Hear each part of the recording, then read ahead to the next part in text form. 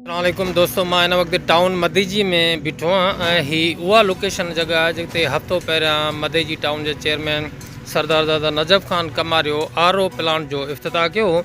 ही शहर में ॿियो लॻंदड़ RO प्लांट हो जंहिं ते लखें रुपया लागत ईंदी आहे ऐं हफ़्तो बि न गुज़रियो आहे त हे टूटियूं माना हिन में आहिनि ई कोन। ख़बर न आहे त काॾे वियूं, अलाए चोर लाहे विया, अलाए माण्हुनि पाण लाहे रखियूं आहिनि।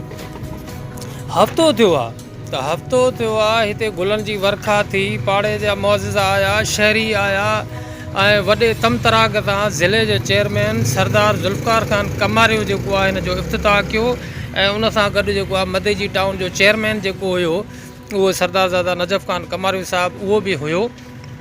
मूंखे 2 ॾींहं 3 ॾींहं अॻु बि रस्ते में माण्हुनि चयो त यार जेको आहे तो पाणी त उते आहे ई कोन। मां चयो यार असां हथ सां टूटियूं हलाए आया आहियूं यार, हुते असां भरियोसीं रिकॉर्ड कयो ते हथ सां टूटियूं हलायूं पाणी निकिरे पियो, ईअं कीअं हूंदो?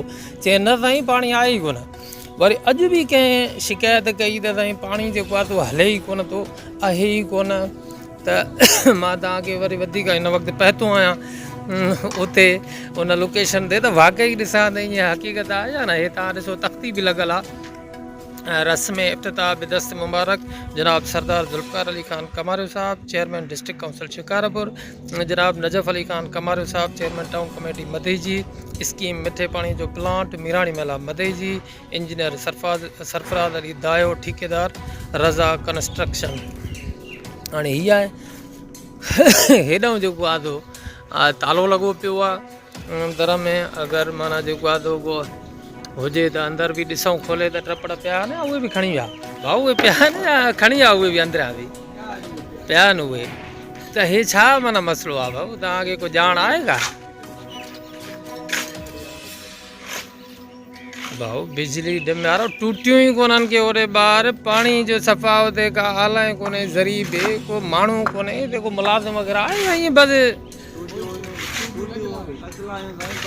पानी न हलण जे करे माना बार पटण जे करे बि करे सो बहरहाल दोस्तों नाज़रीन मां तव्हांखे हीअ लोकेशन ॾेखारी। ही इमाम बारगाह जेको आहे अहले तशय्युअ जे हवाले सां ख़ासि करे इमाम बारगाह हूंदियूं आहिनि ऐं अहले तशय्युअ जो मोटो ई पाणी हूंदो आहे। उन्हनि जी सॼी सारी माना जेका आहे ख़िदमत दावत ऐं उनजो सॼो सारो सिस्टम ई पाणीअ ते हूंदो आहे। उन जे करे हिते जेको आहे तो इहे सरदार असांजा जेके उन्हनि बि हिते RO प्लांट लॻायो। तव्हां त हिते जेके पाणीअ जा परस्तार आहिनि, हुसैननि जा परस्तार आहिनि, उन्हनि सां गॾु हे पाणी हुजे, तव्हां त उनजी रखवाली कनि। पर मूंखे लॻे ईअं थो यार हीअ हशर नशर मूंखे त हैरत थी वठे, इंतिहाई अफ़सोस वठे। यकीन कयो त मां त तसवर बि नथो करे सघां त यार ईअं असरु थींदो। हफ़्तो बि न थियो आहे यार, लखें रुपयनि जी लागत आहे, को मज़ाक न आहे। हे त ॾिसो साईं अक्सर हे हिते बि माना जेको आहे पूरी आबादी आहे, ईअं न आहे त को सुनसान इलाइक़ो आहे। हे मुकमल आबादी आहे, हर पासे चौधारी तव्हांखे माना ऐं मीराणी तव्हांखे नज़र ईंदा।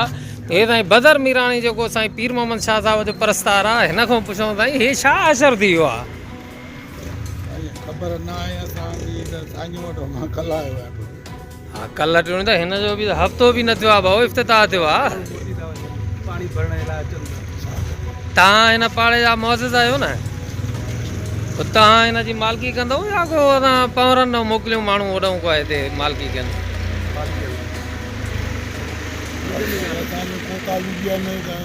हेॾी वॾी कोताही यार, मूंखे त यकीन कयो सम्झ में नथी अचे त हेॾ क़िस्म जी यार कोताही जेका हाणे हफ़्तो न थियो आहे। लखें रुपयनि जो प्लांट आहे, मिठो पाणी आहे, पोइ रड़नि था शहरी त साईं असांखे पाणी कोन्हे, कसो पाणी आहे, जर जो पाणी पियूं था, आंड्रा सड़ी आहे, गुर्दा ख़राब थी विया ऐं हे प्लांट लॻेनि थो त उनखां पोइ त हिन जो हे आहे माना जेको आहे तो हशर ऐं नशर आहे।